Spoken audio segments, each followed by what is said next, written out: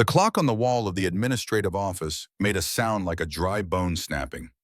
Each tick was 1 second closer to noon, 1 second closer to freedom, 1 second closer to the terrifying unknown that waited beyond these gray walls. Ethan Cross sat perfectly still in the hard plastic chair, hands folded in his lap, watching the second hand sweep its slow circle. 18 years old as of midnight, legally an adult, legally no longer the responsibility of the state of Oregon, legally alone. Rebecca Hartley sat across from him, her desk a buffer zone between childhood and whatever came next. She was 42, with tired eyes that had seen this scene play out 100 times before. Some kids walked out these doors with hope. Most walked out with nothing but a bus ticket and a prayer. Rebecca slid a thin manila envelope across the laminate surface. Her voice was quiet but firm, not unkind. "Ethan, this is it, the last of the paperwork." He stared at the envelope. Too thin to be a future, barely thick enough to be a past. The last week had been a blur of mandatory exit interviews and life skills workshops. They taught you how to write a check when you had no money to deposit, how to interview for a job when you had no address to put on the application, how to be a ghost in a machine that had already forgotten you existed. "There's one more thing," Rebecca said, tapping a perfectly manicured nail on the corner of a second envelope, this one thicker. "It's unusual. It came from the county tax office addressed to the agency as your guardian." Ethan didn't move. He expected a bill, a final tally of what the state had spent raising him, a receipt for a childhood nobody wanted. "It concerns your grandfather," she said softly. The name hit him like a stone skipped across still water. A single sharp impact, then ripples of memory he hadn't allowed himself to feel in years. Henry Cross. The last real family he'd had before the system swallowed him whole, before the succession of beige rooms and temporary beds, before he learned that permanence was a lie people told children. Henry had died when Ethan was 11, a massive heart attack that stopped him mid-sentence in his workshop surrounded by tools and blueprints and secrets. One moment he was there solid and real, the next he was gone, and Ethan was truly alone. The state came 3 days after the funeral. Nobody else stepped forward. Nobody else wanted a grieving 11-year-old boy. Ethan finally reached for the envelope. His fingers felt clumsy thick, disconnected from his brain. Inside was a single sheet of heavy paper covered in dense blocky text, a tax delinquency notice. At the top, his grandfather's name in official typeface, Henry Cross. Below it, a parcel number and a legal description of property Ethan never knew existed. 1.2 acres in a county he'd never heard of. A place called Ridgewood. The notice explained that the property, having been delinquent for 7 years, had reverted to the county. But there was a clause archaic and specific. Because the registered heir was a minor under state guardianship at the time of reversion, the heir had a 30-day window upon reaching the age of majority to reclaim the property. The reclamation fee was listed at the bottom, $6. Ethan laughed. It wasn't a happy sound. It was a burst of air, sharp and bitter, escaping from somewhere deep in his chest. $6, he said. For what? A patch of weeds. From the satellite images, that's about right, Rebecca confirmed. She turned her laptop around to face him. On the screen was a grainy aerial photograph of flat, scrubby land in what looked like the middle of absolutely nowhere. In the center of the brown and pale green square was a single silver-gray shape, long and curved like a half-buried metal tube. "There's a structure on it," Rebecca said. "Looks like a Quonset hut. Probably derelict." Derelict, a good word for how Ethan felt. A worthless building on a worthless piece of land. His inheritance. It was a cosmic joke. The system raised you, chewed you up, spit you out with nothing but a bus token and a claim on a rusty shed. He should have crumpled it up. Should have thrown it in the trash and walked out and never looked back. But he didn't, because as pathetic as it was the only thing in the entire world with his name on it. Or close enough, it had his grandfather's name. The man who'd raised him from age 2 to 11. The man who'd taught him how to change oil in a truck and how to read a compass and how to keep going when everything felt impossible. The man he'd barely understood when he was alive. "You have 72 hours, Ethan," Rebecca said, her voice softening. "At noon on Friday, you walk out of here. You can walk out with this piece of paper, or you can walk out with nothing." The bus ticket we give you can get you to Ridgewood. It's a long shot. It's probably a dead end, but it's a direction. Ethan looked from the screen to the paper in his hand. 1.2 acres. A Quonset hut. $6. It wasn't a future. It wasn't a home. But like she said, it was a direction. West toward a place he didn't know, to claim a thing he didn't understand, left by a man he desperately missed. He slid the paper back into the envelope and pushed it into the pocket of his thin jacket. Okay, he said, the word feeling small and foreign in his own mouth. How do I pay the $6? The next 2 days passed in a hollow blur. Ethan packed his life into a single black duffel bag, a few changes of clothes, a worn paperback copy of The Old Man and the Sea that Henry had given him for his 10th birthday, a toothbrush, a cheap razor. That was it. That was the sum total of 18 years. Other kids in the group home gave him knowing looks. They'd seen this movie before. Some of them were starring in it themselves. The quiet kid with the haunted eyes gets his ticket and vanishes into the world. Most were never heard from again. Marcus, who'd aged out last year, was sleeping under the Burnside Bridge. Jenna, who had 6 months left, watched Ethan pack with a mixture of envy and dread. Rebecca met him at the door on Friday morning just before noon. She wasn't supposed to be there. Her job was done. But she stood there anyway, holding a thick Carhartt jacket she'd bought with her own money in a brown paper bag with a sandwich and a bottle of water inside. She didn't make a big deal of it, just held it out. It gets cold out there, she said. The bus leaves in an hour. She'd also handled the paperwork. Ethan's $6 paid via money order had been overnighted to the Ridgewood County clerk. The property was legally his, a fact that felt as surreal as a dream. Why are you helping me? Ethan asked, the question he'd wanted to ask for 2 days. Rebecca adjusted the strap of her purse, looking past him for a second at the long, sterile hallway he was leaving behind. Because my job is to make sure you're processed out of the system, she said, her voice clinical again. Then she met his eyes. My purpose is to make sure you have a chance. There's a difference. She gave him a small, sad smile. Go find out what your grandfather left you. Ethan walked out the door and didn't look back. The air outside smelled of exhaust fumes from the Greyhound idling at the curb. Freedom didn't smell sweet. It smelled like diesel and fear. The bus ride was 18 hours of rattling windows and the low drone of the engine, a sound that vibrated deep in his bones. They moved from the dense vertical gray of Portland to the sprawling suburbs and then further into the rolling farmland of the state's interior. The further they went, the emptier the bus became until it was just Ethan, an old woman sleeping with her mouth open, and the driver. The landscape flattened. Trees grew sparse. The sky seemed to get bigger, wider, a vast indifferent blue that stretched from horizon to horizon. This was the country his grandfather had chosen. Or maybe it had chosen him. Ethan tried to remember Henry, not the version softened by childhood memory, but the real man. Henry Cross had been born in 1925, part of that generation forged in the Depression and tempered in war. He'd served in Korea with the Army Corps of Engineers, came home in 1953, and spent 30 years working as a geological engineer for Apex Chemical Corporation. He'd retired in 1985, the same year Ethan's father James was starting his own family. Henry was a quiet man, a little strange. His hands were permanently stained with greased knuckles, scarred from a lifetime of work. He smelled of motor oil and soil and Captain Black pipe tobacco. There was a sadness in his eyes Ethan didn't understand back then, a weight the old man carried alone. He had a workshop behind a small house in the suburbs, a place Ethan wasn't allowed to go. Henry called it his lab. He was always preoccupied sketching things in notebooks, muttering about angles and load-bearing capacities and shielding. Ethan had thought he was just an eccentric old man lost in his hobbies. Now he wasn't so sure. The bus finally hissed to a stop at a crossroads. There was no station, just a peeling sign that said Ridgewood, population 412, a gas station, with a flickering open sign and a diner that looked like it had been closed for a decade. This is you, son, the driver said, without turning around. Ethan grabbed his duffel bag and stepped out into the evening.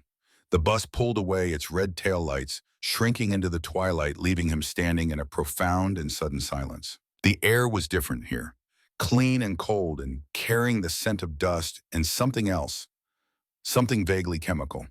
He stood alone at the crossroads, a ghost who'd finally arrived at his haunting ground. The gas station clerk was a teenager with bored eyes and acne scars. He gave Ethan directions with a series of vague gestures. Old Man Cross's place. Yeah, I guess it's out on Old Service Road, about 5 miles. Nothing out there but dirt and that big tin can of his. 5 miles, of course. Ethan shifted the duffel bag on his shoulder and started walking, following a cracked asphalt road that dwindled into a gravel track. The sun had set and the sky was a deep purple dusted with more stars than he'd ever seen. There were no streetlights. The only illumination came from a sliver of moon. It was beautiful and terrifying. The world felt ancient and alive. He could hear crickets, the rustle of something in the tall grass by the road. He felt small, insignificant, a piece of human debris washed up on an unfamiliar shore. After what felt like an eternity, he saw it. The moon caught the curve of the metal roof, a dull silver gleam against the dark horizon. The Quonset hut. It was bigger than he'd imagined from the satellite photo, a hulking silent thing squatting on the flat earth. The land around it was choked with sagebrush and scrub. A rusted barbed wire fence sagged in place, marking the border of his 1.2 acres. His kingdom of dirt. There was a heavy padlock on the main sliding door, but it was so corroded that a few solid kicks and a hard yank with both hands was all it took to snap the hasp. The door groaned open on a track clogged with rust and grime, revealing a cavernous darkness within. The air that rolled out was thick with decay, damp earth rust, and the faint, musky scent of mice. Ethan fumbled for the small flashlight Rebecca had tucked into the bag with the sandwich. Its thin beam cut through the blackness. The inside was vast and empty, save for a few rotting wooden crates stamped with faded army markings, a rusty 55-gallon drum, and a thick layer of dust covering everything. The concrete floor was cracked and uneven. The corrugated metal walls were streaked with rust where rain had found its way in over the years. It wasn't a home. It was a tomb. Ethan dropped his bag on the floor. The sound echoed in the huge empty space. A wave of despair washed over him, cold and heavy, threatening to pull him under. This was it. This was the brilliant plan. He'd traded a warm bed in a place he hated for a concrete floor in a place that had already been forgotten by the world. He sank down onto his bag, the flashlight beam trembling in his hand. And for the first time since he'd walked out of the group home, he felt the hot sting of tears. He wasn't crying for himself.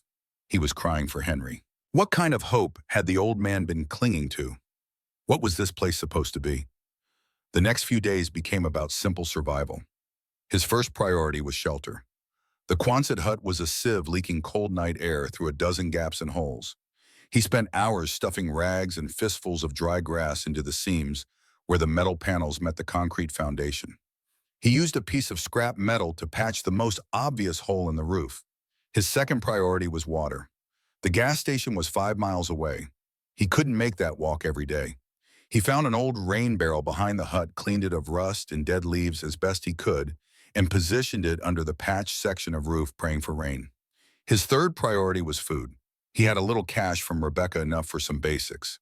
He made the long walk back to the crossroads and bought bread, peanut butter, canned beans, and a large jug of water from the indifferent teenager behind the counter.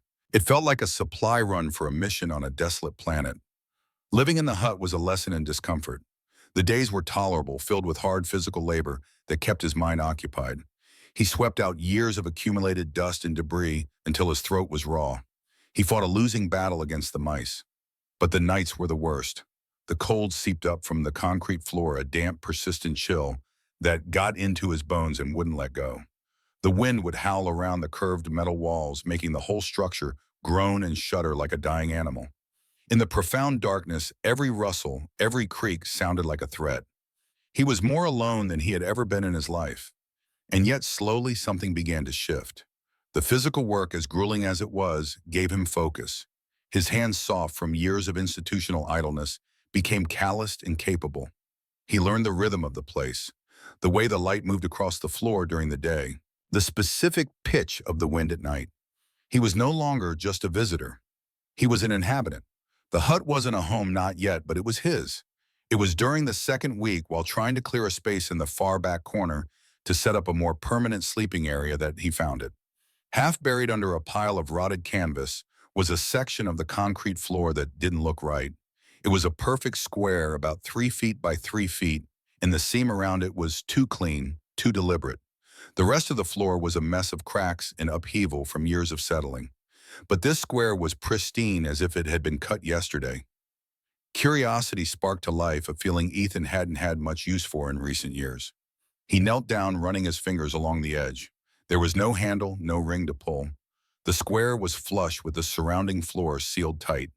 He spent an hour trying to pry it up with a rusted tire iron he'd found in one of the crates. The metal screeched against the concrete, but the slab wouldn't budge. It was sealed as tight as a bank vault. Frustrated, he sat back on his heels, shining his flashlight along the seam, again looking for any weakness, any clue. And then he saw it. A tiny hole, almost invisible, drilled into one corner. No bigger than the tip of a pencil. It wasn't a flaw. It was an access point. Ethan remembered the notebooks Henry was always sketching in. Diagrams filled with hidden latches and clever mechanisms. The old man had been an engineer trained to think in systems and redundancies. This was his work. Ethan could feel it in his bones. He didn't have a tool that small. He walked the perimeter of the hut, eyes scanning the floor and walls, looking for anything that might fit. His gaze landed on the broken hasp from the main door, still hanging by one screw. The pin that had held the padlock was still lodged in it, a thick, sturdy piece of steel just the right diameter. He worked it free and carried it back to the square slab. It fit perfectly into the hole. He pushed down hard, putting his weight into it. At first, nothing. Then he felt something give way deep below, and he heard a faint click like a lock tumbling open somewhere in the earth beneath his feet. He jammed the tire iron back into the seam and heaved with everything he had. This time the slab moved. It lifted an inch, then two. It was incredibly heavy, far thicker than he'd expected, reinforced concrete meant to bear weight and keep secrets. With a final grunting effort, and he pivoted it up and over, revealing a dark square cavity beneath. The air that rose up smelled of cold stone and dry contained stillness, the absence of life. His heart hammered against his ribs as he shone his flashlight down into the hole. It wasn't a crawl space. It was a compartment lined with galvanized steel to prevent moisture and corrosion. And nestled inside, sitting on a bed of silica gel packets meant to absorb any trace of humidity, was a green military-style ammunition box, the kind designed to protect its contents from water fire and time itself. It was locked, not with a padlock he could smash, but with a heavy-duty combination dial set into the latch. 3 numbers, hundreds of possible combinations, of course. Henry wouldn't have made it easy. Ethan sat there for a long time just staring at the box. What numbers would a man like Henry Cross choose a birthday? An address Ethan knew so little about him. The old man had been private guarded, carrying his secrets like stones in his pockets. He tried his own birthday, 0618, nothing. He tried Henry's birthday as best he could remember it, 0322, nothing. He tried the year Henry died, 1997, nothing.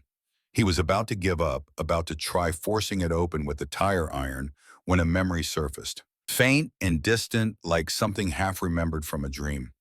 It was Christmas 1995. Ethan was 9 years old, sitting in Henry's living room in front of a tree strung with colored lights. Henry had handed him a present wrapped in newspaper.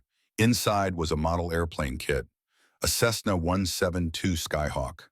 Henry had sat down beside him, pointing at the picture on the box with his pipe stem. "See that, Ethan? That's a Skyhawk, model 172, one of the most reliable planes ever built. Never forget those numbers. 172. They'll take you places." At the time, Ethan had thought it was just something grandfather said. Random wisdom that didn't connect to anything. But now, sitting in the darkness of the Quonset hut, with his fingers on a combination lock, he wondered if anything Henry had ever said was random. His hands were trembling as he turned the dial. Right to 1, past 1 to 7, right to 2. He pulled the latch. It clicked open. For a moment, Ethan just knelt there, breathing hard, his heart trying to punch its way out of his chest.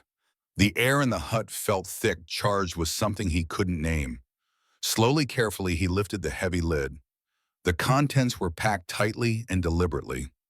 On top was a large envelope made of thick waxed paper sealed with red wax that had survived the years. His name was written on the front in his grandfather's spidery, precise handwriting. Ethan. Just his name in black ink that hadn't faded. Beneath the envelope, he could see the edges of what looked like stacks of paper bound with rubber bands, a small leather-bound book, and a single heavy old-fashioned brass key. Ethan lifted the envelope out with shaking hands. He broke the wax seal, and inside were several folded sheets of paper covered in that same familiar script. A letter, written by a dead man to a boy who hadn't been ready to listen. He took a deep breath and began to read. My dearest Ethan. Letter began in Henry's careful hand. If you are reading this, then it means two things. First, it means I am gone. For that, my boy, I am more sorry than you can ever know. Second, it means you were clever enough to find this. I knew you would be. You always had my eyes. You see the things other people miss. Ethan had to stop reading. His vision blurred, and he realized he was crying again. But these tears were different. They weren't tears of despair or loneliness. They were something else. Something that felt like being seen across the years by someone who'd known him better than he'd known himself. He wiped his eyes and continued.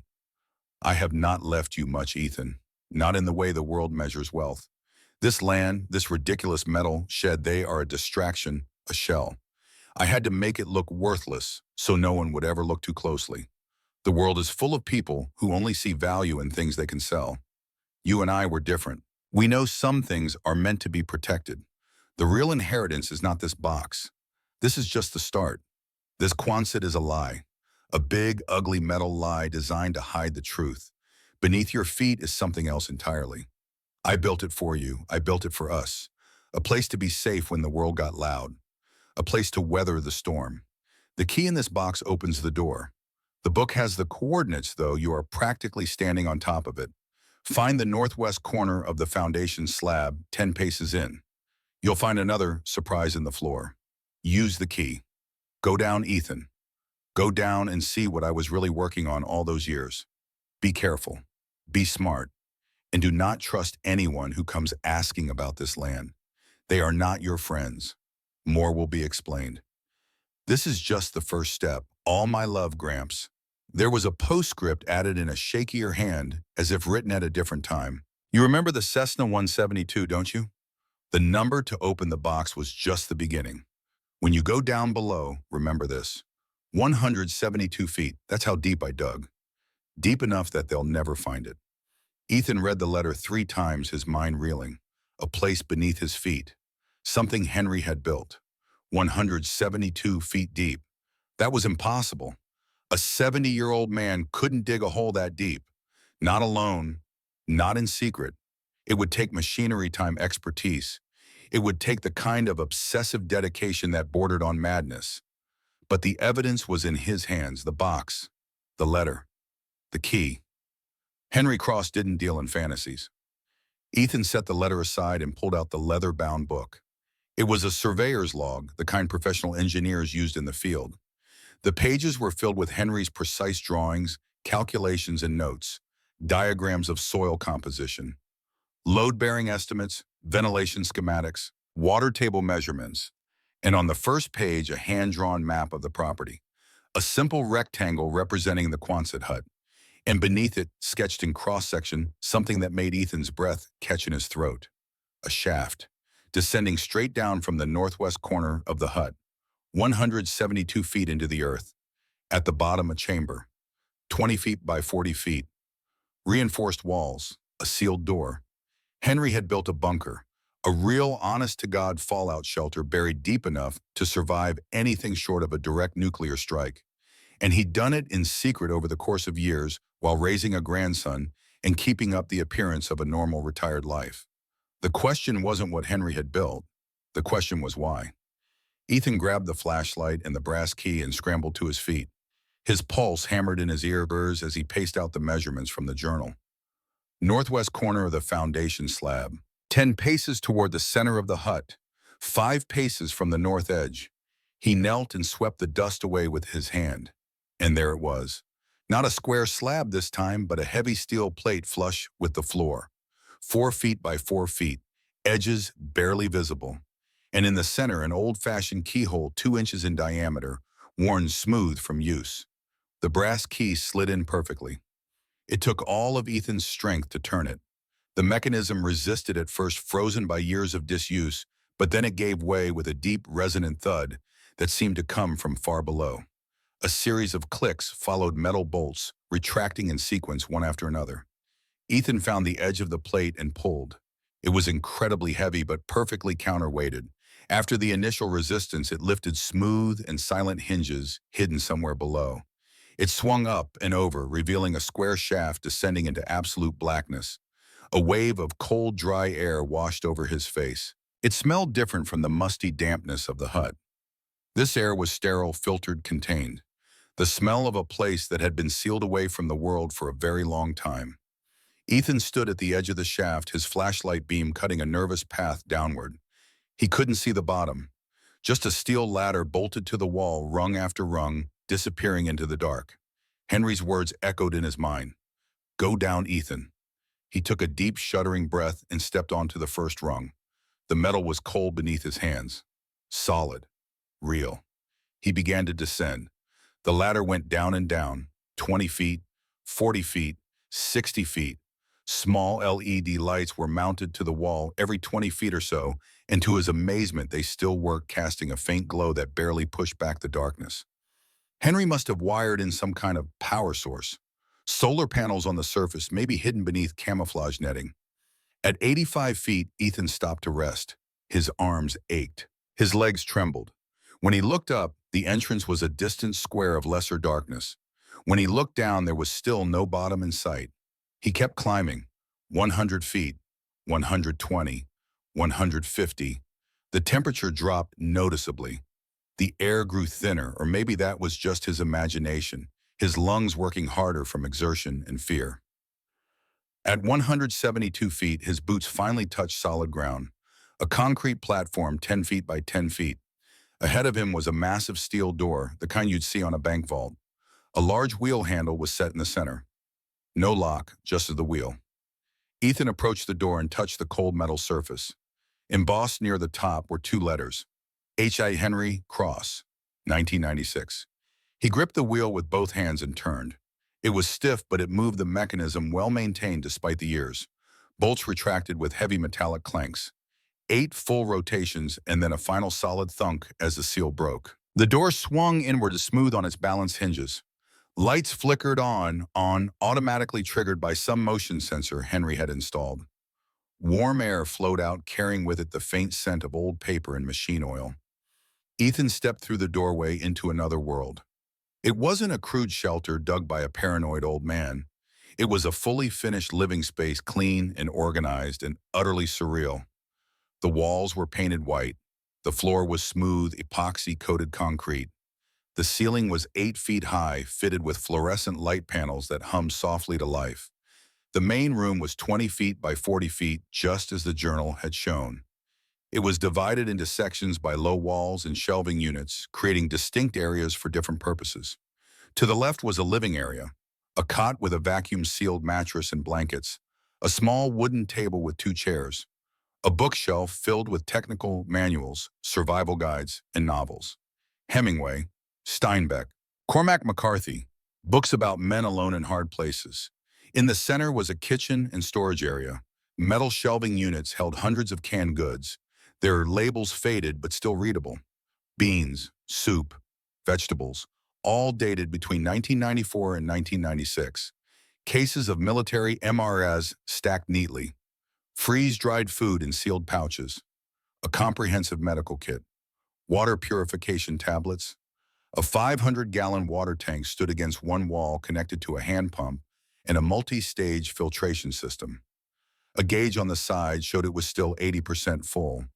Next to it, a small propane stove and a sink that drew from the tank. To the right was a workshop area, a sturdy workbench with a vise, a pegboard covered with tools, everything labeled and organized with the precision of a military man. Radio equipment sat on a shelf, a ham radio transceiver, a Yaesu model from the 80s, coiled antenna wire, instruction manuals, and in the back corner, an office. A solid oak desk that looked like it had come from Henry's old house, an office chair, a 4-drawer filing cabinet with a heavy padlock securing it. On the desk sat another ammunition box larger than the first. Next to it, a stack of notebooks. And in a simple frame, a photograph. Henry, his wife Ellen, and their baby son James, Ethan's father. Taken sometime in the early 60s when the world still made sense and the future held nothing but promise. Ethan walked slowly through the space, his hand trailing along the concrete walls. This wasn't thrown together. This was the work of years, careful planning, meticulous execution. Henry had built this place with his own two hands, one bucket of dirt at a time, one pour of concrete after another. He'd wired it for power, plumbed it for water, stocked it for survival. But survival, from what Ethan noticed, the air moving a gentle current that kept the space from feeling stuffy. He traced the sound to a ventilation shaft in the corner, a 6-inch PVC pipe, running upward, a small fan humming quietly inside. The diagram on the wall showed the complete system. Solar panels on the surface hidden beneath the Quonset hut's shadow. Batteries for backup power. Fans to circulate air. Filters to remove contaminants. A man could live down here for months, maybe years. Ethan sat down in Henry's chair in the place where his grandfather had sat so many times before. The chair creaked under his weight. He could almost feel the old man's presence, could almost smell the pipe tobacco and machine oil. His gaze fell on the second ammunition box. Unlike the first, this one wasn't locked, just latched. A label was taped to the top in Henry's handwriting. Ethan. Read after letter number 1. He opened it. Inside were not supplies or tools, but paper. Stacks and stacks of documents. Photocopied memos on corporate letterhead. Lab reports filled with chemical formulas and test results. Geological surveys with color-coded maps. Internal correspondence between executives. Financial records showing payments and cost-cutting measures. All of it bearing the logo of Apex Chemical Corporation. And on top of everything, another sealed envelope. Thicker than the first. Heavier. Addressed in Henry's hand. Ethan. The truth. His hands were shaking as he broke the seal. Ethan, the letter began. If you're here in this room, then you found my sanctuary, my confessional. I hope it serves you better than it served me. I called it the Ark, but I was never able to save the people who really needed it. I have a confession to make, son. A sin to confess. For 30 years, I was a geological engineer for Apex Chemical Corporation. My job was to survey sites for industrial development to make sure the ground was stable. It was a good job. It paid well. It let me raise your father in a nice house. But I was a coward, Ethan. I saw things I should have spoken up about. And I stayed quiet because I was scared. Scared of losing my job. Scared of uprooting my family. Apex had a subsidiary, a waste disposal unit. They were cheap. They were reckless. For a decade, they cut corners. Instead of properly treating and disposing of toxic byproducts from their chemical plants, they buried them. Barrels of poison, right in the ground. And I was the one who signed off on the geological reports. I didn't know, not at first. They told me the sites were for inert material storage. I was willfully blind. By the time I realized what was really happening, it was too late. I was complicit. Ethan had to stop reading. His stomach turned. He set the letter down and stared at the stacks of documents surrounding it. Evidence, proof of corporate crime, and his grandfather's name on every page. He forced himself to keep reading. The place where you are sitting now, Ridgewood County, was one of the worst sites. This whole area is a toxic sponge. It's in the soil. It's in the water table. The company folded the disposal subsidiary, buried the records, and walked away. They left a time bomb ticking under the feet of every family living here. Ethan thought about the chemical smell in the air when he'd first arrived. The diner that was permanently closed. The population sign that read 412 impossibly high for the ghost town he'd walked through. Pieces were falling into place, forming a picture he didn't want to see. I quit my job. I tried to go to the authorities, the EPA. But Apex's lawyers were better. They discredited me. They painted me as a disgruntled employee. They buried me in litigation until I had nothing left. Your grandmother left me. Your father, he tried to stand by me, but I pushed him away.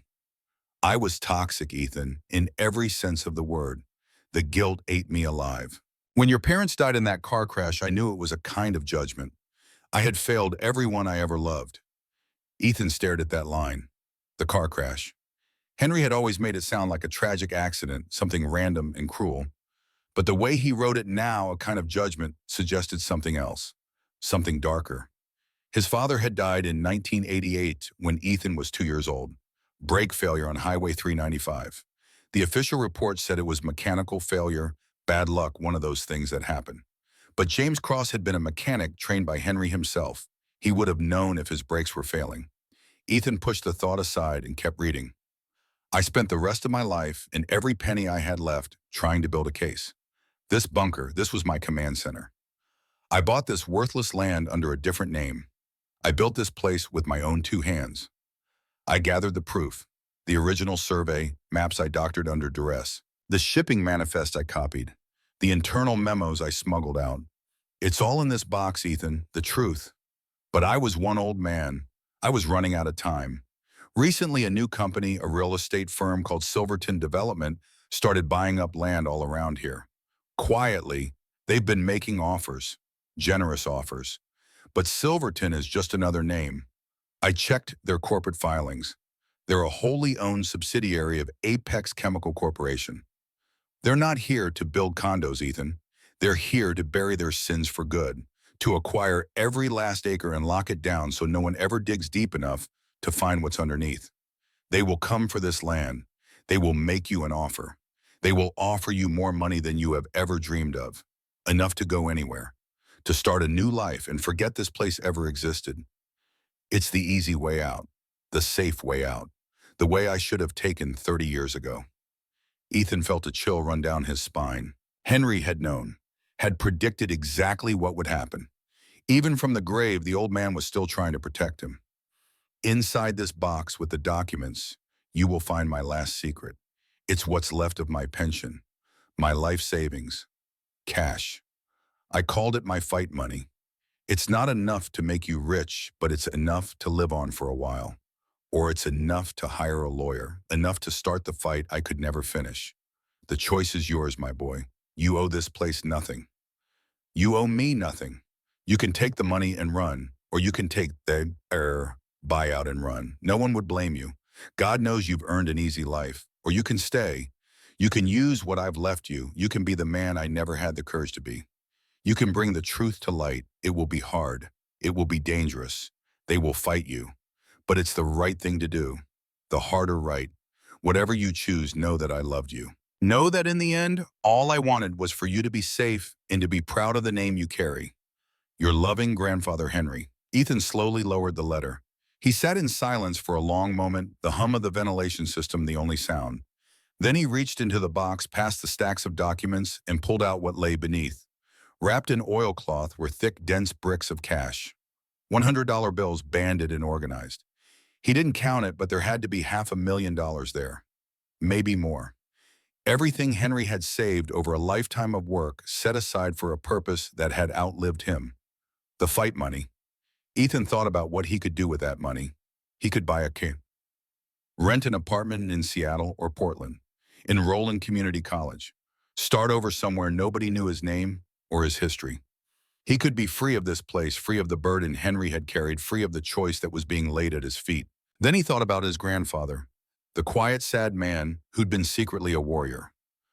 A failed warrior by his own admission, but a warrior nonetheless. Who'd spent his life consumed by a mistake trying to atone for it. Who'd built this bunker, this ark, not for himself, but for a grandson he wouldn't live to see grow up. This wasn't an inheritance. It was a baton being passed. A race Henry couldn't finish, handed off to someone who hadn't asked to run it. Ethan spent the night in the bunker, unable to climb back up the ladder, unable to leave the presence of his grandfather that still lingered in this place. He read through the documents. Page after page of corporate malfeasance. Memos discussing cost savings from illegal disposal. Lab reports showing contamination levels hundreds of times above safe limits. Maps showing 15,000 barrels buried across 3 sites in Ridgewood County, and on every geological survey, Henry's signature, Henry Cross, P.E., certifying that the sites were suitable for storage, giving Apex the cover they needed to poison the ground. In one of the filing cabinets, Ethan found Henry's personal journals, leather-bound notebooks filled with cramped handwriting, day-by-day accounts of the old man's guilt and his efforts to build a case.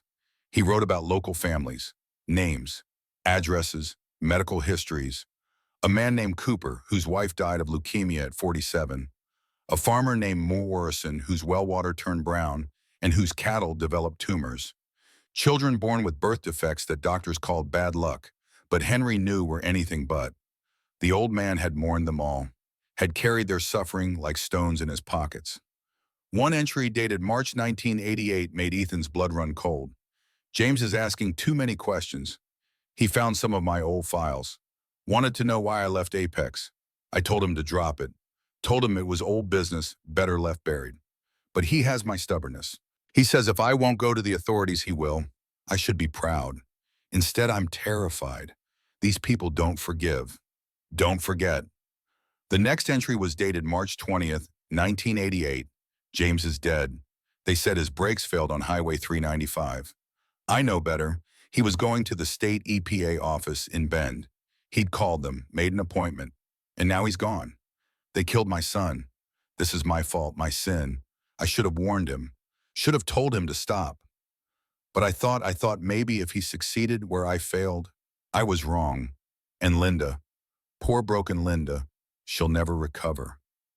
And Ethan, God help me, Ethan is only 2 years old. What have I done? Ethan read the entry 3 times. The words didn't change. His father hadn't died in an accident. He'd been murdered, killed by Apex to protect their secrets. And Henry had known, had lived with that knowledge for the 9 years he'd raised Ethan afterward. Every time he'd looked at his grandson, he'd seen the son he'd gotten killed. No wonder there'd been such sadness in the old man's eyes. Ethan slept fitfully on the cot, wrapped in the vacuum-sealed blankets that still smelled faintly of mothballs and time. He dreamed of his father, of a man he barely remembered. Dreamed of Henry digging in the darkness, one shovelful at a time, building a fortress against guilt. When he woke, his decision was made. He couldn't bring his father back, couldn't undo Henry's mistakes. But he could finish what they'd started. He could take the evidence Henry had gathered and use it, not for revenge, for justice, for the families who didn't know they were being poisoned, for the children who'd be born here in the years to come. It would be hard. It would be dangerous. He was 18 years old with no education and no connections. He'd be going up against a corporation with unlimited resources and no conscience.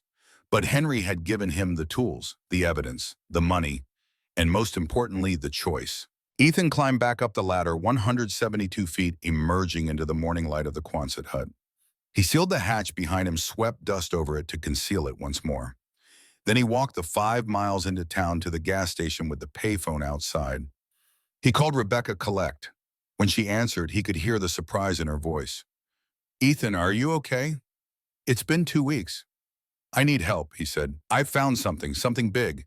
Do you know any lawyers? Someone who does environmental law?" There was a long pause on the other end of the line. "Why do you need an environmental lawyer, Ethan?" "Because my grandfather left me evidence of a corporate crime. Toxic dumping. People are dying because of it." Another pause.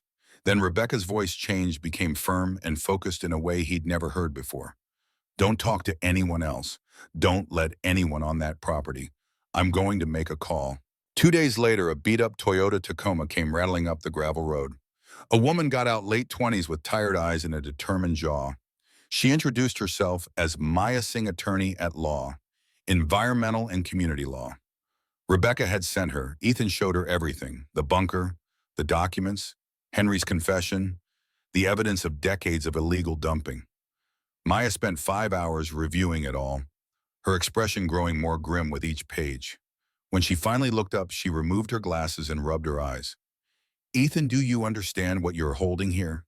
This is a federal RICO case, criminal conspiracy, potentially hundreds of millions in liability.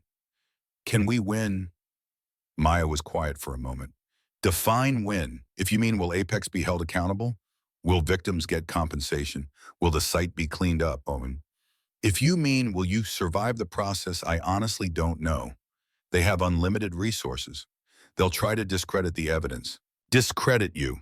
Bury us in motions and delay tactics." She picked up one of Henry's original survey maps. "But your grandfather built a nuclear bomb here. If we deploy it right, they won't recover."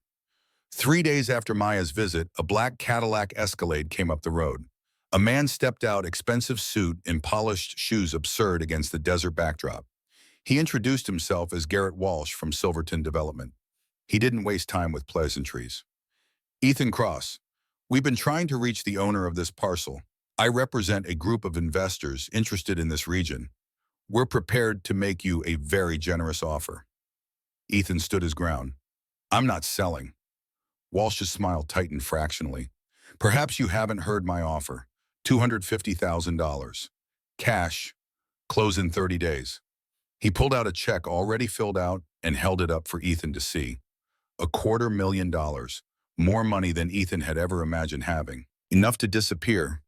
Start over. Forget this place existed. Exactly as Henry had predicted. I know who you are, Ethan said quietly. I know Silverton is owned by Apex Chemical, and I know what's buried under this land. The smile vanished from Walsh's face entirely. You're making accusations without evidence. I have 15,000 reasons buried 3 miles north of here, and I have geological surveys signed by Henry Cross proving they're there. Walsh stepped closer, his voice dropping to something cold and dangerous. Listen carefully, kid.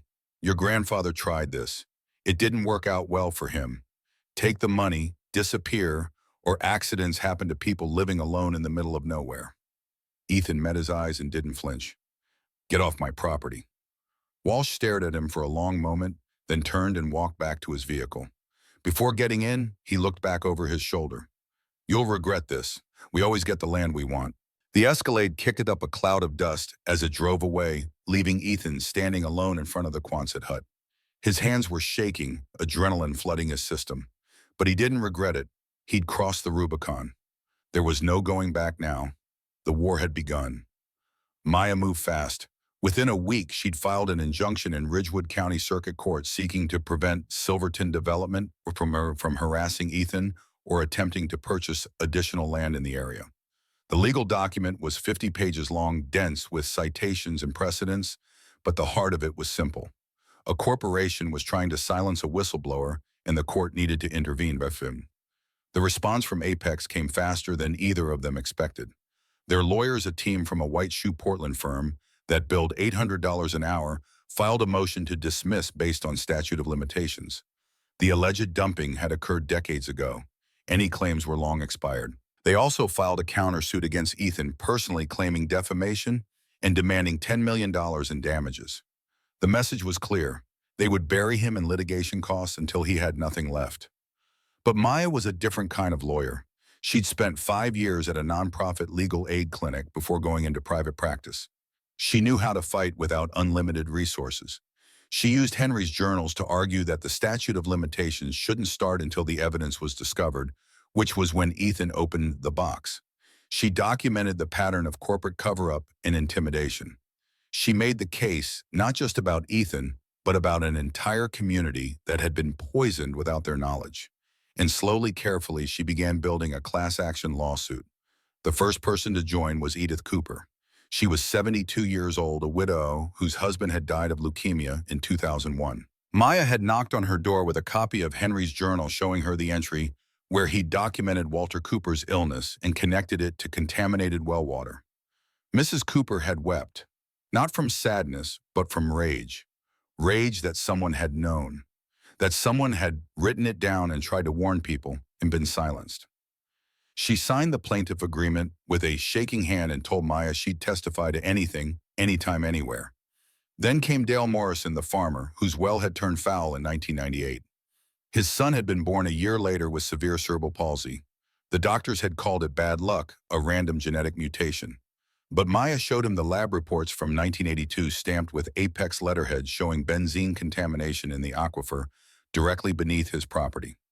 Contamination that Henry had documented and the company had ignored. Dale broke down in his kitchen, his wife holding him as he sobbed. He'd spent 20 years thinking his son's condition was somehow his fault, some failure in his own genes. To learn it had been done to him deliberately for profit was almost too much to bear. But he signed, and he told his neighbors, and they told theirs. Within a month, Maya had 23 plaintiffs, cancer deaths, living cancer patients, children with birth defects, miscarriages. autoimmune disorders, a catalog of suffering that stretched back decades, all centered around 3 dump sites in Ridgewood County. The media started paying attention. First, the local weekly, the Ridgewood County Gazette, ran a front-page story. Then the Oregonian in Portland picked it up, framing it as a David and Goliath story. An 18-year-old orphan taking on a corporate giant, the grandson finishing his grandfather's fight. Ethan's face was suddenly everywhere, standing in front of the Quonset hut looking young and determined and slightly overwhelmed. The human interest angle was irresistible. Aged out of foster care, inherited a worthless piece of land, discovered evidence of corporate crime. It was the kind of story that made people want to believe justice was possible. But the attention brought new dangers. One night, Ethan was sleeping in the bunker when he heard sounds from above. Footsteps, metal scraping, the crash of something being overturned. He climbed the ladder as quietly as he could and emerged to find the Quonset hut ransacked, crates smashed open, his few belongings scattered. They were looking for something but they hadn't found the hatch.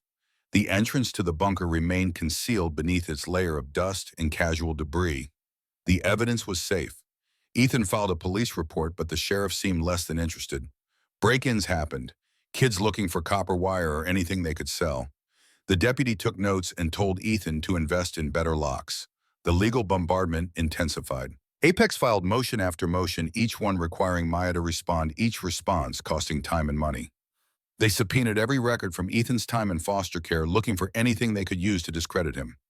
They hired private investigators to interview people he'd known searching for dirt. Walsh returned with a new offer, $500,000. Final offer, he said, take it or be destroyed in court. Ethan refused again. Then came an attempt at bribery. A private investigator approached Maya directly, offering her a $100,000 consulting fee if she dropped the case and convinced Ethan to take a settlement. Maya recorded the conversation and filed a complaint with the Oregon State Bar. The pressure was relentless. Ethan was living in the bunker full-time now, afraid to sleep above ground. He'd spent most of Henry's fight money on filing fees and Maya's retainer. The case was stalled in procedural quicksand, drowning in motions and countermotions, while Apex's lawyers ran out the clock. There were nights when Ethan sat at Henry's desk, a bottle of whiskey from the bunker's supplies in front of him, seriously considering surrender. Walsh's phone number was in his pocket. One call and it would all be over. He could walk away with enough money to start a real life, go to college, become someone other than the orphan with the rusty shed and the impossible fight. He understood now why Henry had given up in 1985. It wasn't cowardice, it was exhaustion. They were simply better at this than any individual could ever be. They had infinite resources and infinite patience and a corporate structure specifically designed to outlast human lifespans. One particularly dark night, Ethan called Rebecca. His voice cracked as he told her he didn't know if he could keep going. She was quiet for a long moment. Then she said, "Your grandfather didn't know either, but he tried. That's all anyone can ask. Whether you win or lose, Ethan, you have already done something that matters. You've stood up." After they hung up, Ethan sat staring at Henry's desk. Something bothered him, a feeling he couldn't quite name. He'd explored every inch of this bunker, cataloged every supply, read every document. But the feeling persisted, the sense that he was missing something. He started opening drawers, methodically checking for false bottoms, hidden compartments. The desk had 6 drawers. He'd been through 5 of them dozens of times. But the 6th, the bottom right drawer, had always stuck. He'd assumed it was just old wood swollen from humidity. Now he yanked it hard. Too hard. The drawer came completely out, and as it did, something gave way beneath it. A false bottom, just as he'd suspected. Hidden in the narrow space was a small cassette recorder, the kind Radio Shack had sold in the 90s. Next to it, a single cassette tape in a clear plastic case. A label on the tape read in Henry's precise hand, "Insurance. Play only if they come." Beneath the tape was a note, "Ethan, this is the nuclear option. I recorded this in 1983 at a meeting where I was pressured to sign off on the Ridgewood sites. They thought I was a good soldier. They didn't know I'd bought a voice-activated recorder the week before and hidden it in my briefcase. This tape is audio proof of criminal conspiracy. Brennan, the CEO, and Pierce, the VP of operations, discussing the illegal dumping program, discussing cost savings, discussing acceptable losses. If you're reading this, they've come for you. Use this, destroy them. Ethan's hands shook as he loaded the tape into the recorder. The audio quality was poor decades-old technology copying onto magnetic tape that had degraded over time. But it was clear enough. A conference room, the scratch of chairs, papers shuffling, then voices. A man, older, authoritative. Gentlemen, waste disposal costs are killing our margins. Pierce, what's your proposal? A younger voice, smooth and confident. We've identified sites in eastern Oregon. Low population density, Ridgewood County specifically. Geological surveys show stable bedrock. We can bury on site for $12 a barrel versus $400 for proper treatment. The older voice again. Legal exposure. Minimal if we're careful. Sites are remote. By the time anyone notices health impacts, if they ever do, the subsidiary dissolves. Trail goes cold. Henry, your assessment. A third voice. Quieter, reluctant. Henry's voice younger than Ethan had ever heard it, but unmistakably his grandfather. The geology is suitable for burial, but these are hazardous materials. Benzene, TCE, if they leach into the aquifer. The authoritative voice cut him off. That's a hypothetical. Pierce assures me containment protocol will prevent leaching. Absolutely, sir. Double-lined barrels. Henry, I should note for the record my concerns about. Noted. Now, are you signing off on geological suitability or not? Because if you're not comfortable, we can find someone who is. And frankly, Henry, at your age, finding new employment might be challenging. A long pause. Ethan could almost see his grandfather in that moment. A man in his 50s with a mortgage and a family and a career built over decades. Being asked to choose between his conscience and his livelihood. I'll sign. Good man. Pierce, proceed with the Ridgewood program. And Henry, this conversation stays in this room. Understood. Understood. The tape continued for another 10 minutes. Detailed discussion of dump sites. Quantities, timelines. Brennan and Pierce casually discussing the poisoning of an entire county as if it were a simple business decision, which to them it was. When the tape ended, Ethan sat in silence. This was it. The smoking gun Henry had carried for 14 years. Had kept hidden even from his own son, had preserved in a climate-controlled bunker, 172 feet underground, waiting for the day when someone would need it. That day was now. Ethan climbed the ladder at 2 in the morning and walked the 5 miles to town under a sky full of stars. He used the payphone outside the gas station to call Maya. I have them, he said when she answered, her voice groggy with sleep. Henry recorded them. In 1983, Brennan and Pierce admitting to the whole thing. It's on tape. Maya was instantly awake. You have a cassette player, play it for me. Right now.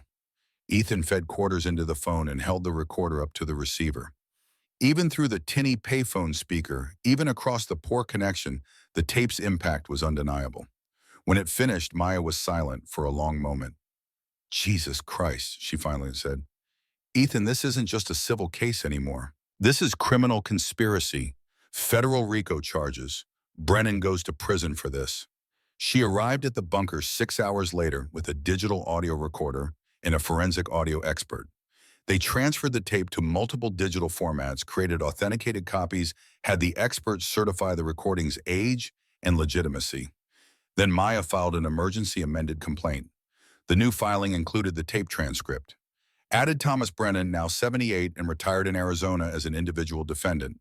Added RICO claims, requested an immediate criminal referral to the FBI. She also called a press conference on the steps of the Ridgewood County Courthouse, played a 2-minute excerpt of the tape for assembled reporters. The story exploded. National news picked it up within hours. The major networks sent crews. The New York Times ran a front-page story. 18-year-old orphan exposes decades of corporate malfeasance. The human interest angle was even better now. Not just an orphan fighting a corporation, but an orphan wielding his dead grandfather's secret weapon. Brennan tracked down at his retirement community in Scottsdale, denied everything, called the tape fabricated. But audio forensic experts confirmed it was genuine, recorded in the early 80s. And when reporters started digging into Brennan's history, into Pierce's history, into Apex history, the story only got worse for the company. The Oregon Attorney General announced an investigation. The EPA launched an emergency site assessment of Ridgewood County. The FBI opened a criminal probe into Apex's waste disposal practices. Apex stock price plummeted. Board members began resigning. The new CEO, who'd had nothing to do with the dumping program, issued a carefully worded statement about taking the allegations seriously and conducting an internal review. But it was too late for damage control. 1 week after the tape went public, Walsh returned to Ridgewood. But this time he wasn't alone. He brought Apex's general counsel senior partners from 2 different law firms and a team of financial advisors. They met with Maya in her makeshift office, a rented room above the hardware store in town. Their offer was simple: $12 million to settle the class action. Full environmental remediation estimated at $30 million over 10 years. No admission of wrongdoing. Maya brought the offer to Ethan and the other plaintiffs. They met in the town hall, 143 people whose lives had been poisoned, whose families had been destroyed by decisions made in corporate boardrooms decades ago. Ethan stood up to speak. He was 20 years old now. 2 years had passed since he'd first opened that ammunition box. 2 years of fighting and learning and growing into someone he barely recognized. "They're offering us money," he said, "a lot of money, enough to change our lives. But they won't admit what they did, won't apologize, won't take responsibility. Just write a check and make us go away." He looked around the room at faces he'd come to know. Mrs. Cooper, who still tended her husband's grave every Sunday. Dale Morrison, whose son would never walk or talk normally. The families who'd lost children, parents, siblings to cancers that could have been prevented. "I think we should push for more," Ethan said. "More money, more truth." The vote was unanimous. Maya went back to the negotiating table with a single additional demand: public admission of wrongdoing. A corporate apology published in major newspapers. Henry Cross's name officially cleared and his role as a whistleblower formally acknowledged. Apex resisted for 2 weeks. Then the FBI leaked that Brennan was about to be indicted, that Pierce, who'd fled to Canada, was fighting extradition, that internal emails from the 90s showed the cover-up had continued for years after Henry's departure. The company realized this was an existential threat, not just to their finances, but to their survival. Admitting fault in Ridgewood opened them up to similar claims from dozens of other sites around the country. But fighting risked criminal prosecution of current executives, risked a verdict that could bankrupt the company entirely. The final settlement was announced on a cold morning in November 2006.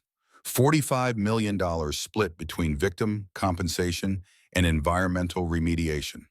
A full-page apology in the New York Times, the Wall Street Journal, and the Oregonian. Thomas Brennan's resignation from all corporate boards. A formal statement clearing Henry Cross's name and acknowledging his attempts to expose the dumping program. And one additional term that Ethan had demanded personally: a full investigation into the death of James Cross in 1988.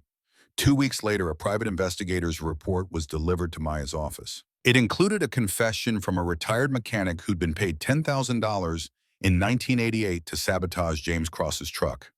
Forensic review of the original accident scene photos conducted with modern techniques showed clear evidence of deliberately cut brake lines. Murder, covered up as an accident for 18 years. The mechanic's statement was turned over to local law enforcement. No charges would be filed. Too much time had passed. Too many witnesses dead or unreliable. But Ethan had the truth. His father hadn't died in a random accident. He'd been killed trying to finish what Henry started. In a strange way, it was closure. The dedication ceremony for Henry Cross Memorial Park was held on a bright June morning in 2006. The park had been built with settlement money centered around a natural spring that had been cleaned and restored to safety. At its heart was a simple granite monument. In memory of Henry Cross, 1925 to 1997, geological engineer and truth teller, and James Cross, 1960 to 1988, who died seeking justice. May we never forget the cost of silence. 400 people attended. The governor spoke. The EPA administrator spoke. Maya spoke about the importance of whistleblowers and the courage it takes to stand against institutional power. Then Ethan stood at the podium looking out at the crowd. He'd prepared remarks, but when the moment came, he set them aside. "My grandfather wasn't a hero," he said. "He'd be the first to tell you that. He made mistakes, big ones. He stayed silent when he should have spoken. But he spent the rest of his life trying to make it right. He built a bunker, not for himself, but for me, for a grandson who wasn't old enough to understand what legacy meant. He gave me a choice, and he trusted that I'd make the right one. He paused, looking at the monument. He taught me that inheritance isn't about what we receive. It's about what we protect. He left me a piece of land, some documents, and a question. The question was, what will you fight for? I'm still answering it every day. The applause that followed was long and genuine. People weren't just clapping for Ethan. They were clapping for Henry, for James, for every person who tried to speak truth to power and been crushed for it. After the ceremony, Ethan walked through the park with Rebecca. She'd driven out from Portland for the dedication, taking a personal day from work. I'm proud of you, she said.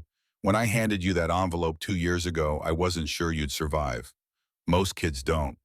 I'm not sure I did, Ethan said. The person who walked out of your office doesn't exist anymore. Maybe that's not a bad thing. They stood by the spring watching families gather for a picnic lunch. Children playing, parents relaxing, people living their lives in a place that had been slowly killing them, now made safe. What will you do now? Rebecca asked. Ethan had been thinking about that. The Henry Cross Environmental Justice Center was up and running, converting the Quonset hut and the bunker beneath into a permanent facility. Maya served as executive director. They had a staff of 5 attorneys and 7 community organizers.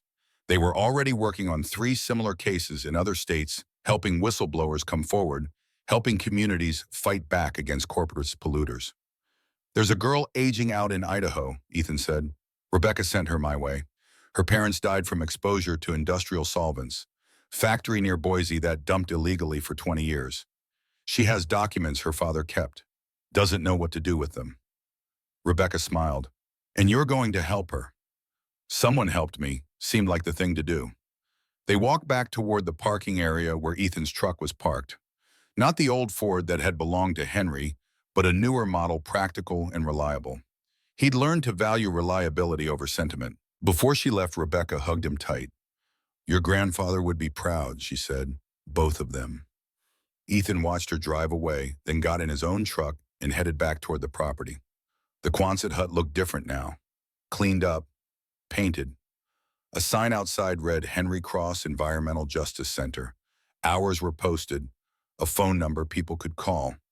He went inside and descended the ladder to the bunker. It was still mostly as Henry had left it, but they'd added filing cabinets, computers, a conference table. The place where one old man had waged a lonely war was now a command center for others fighting similar battles. Ethan sat at his grandfather's desk. The same chair. On the wall above it hung the photograph of Henry Ellen and baby James. Next to it, a new photo. Henry in his army uniform standing beside a Jeep in Korea, 1952. Young and smiling in a way Ethan had never seen in person. And next to that, the model Cessna 172 that Ethan had finally assembled from the kit Henry had given him for Christmas in 1995. He'd built it in 2005 during the long months of waiting for the settlement to finalize. 172 pieces carefully glued together according to instructions written decades ago. A young woman was waiting in the conference room. Sarah from Idaho, 17 years old and aging out in 4 months. She had a folder of documents and a look of desperate hope that Ethan recognized. He sat down across from her. Tell me everything, he said. As she talked, explaining about the factory, about her parents, about the chemicals that had poisoned the groundwater, Ethan found himself nodding. He knew this story. He'd lived this story. When she finished, she looked at him with those same desperate eyes. Can you help me? Ethan thought about Henry, about James, about the long chain of people who'd fought and failed and tried again. About the baton being passed from generation to generation, each runner carrying it a little further before exhaustion forced them to hand it off. Yeah, he said, we can help. Let me show you what we do. He led her down the hallway to the archive room where Henry's original documents were preserved in climate-controlled storage, where the cassette tape sat in a locked case protected like the historical artifact it was. This is where it started, he said. One man trying to make things right. He didn't succeed in his lifetime, but he built the foundation for someone else to finish. Sarah looked around, overwhelmed. I don't know where to start. Ethan smiled. It was the same smile Henry must have had when he handed a 9-year-old boy a model airplane kit, and told him to remember the number. 172, the number that opened doors, that led to truth. That changed everything. Neither did I, Ethan said. But you learn. Come on, let's get started. That night after Sarah had left and the office was quiet, Ethan sat alone in the bunker one more time. He pulled out the journal he'd been keeping following Henry's example, documenting the cases, the victories, the setbacks, creating a record for whoever came next. He wrote about Sarah, about the Idaho factory, about the long road ahead. Then he closed the journal and pulled out the final letter he had found, the one Henry had left in a sealed envelope, marked "Do not open until you're ready." Ethan had carried it for 2 years, waiting for the right moment.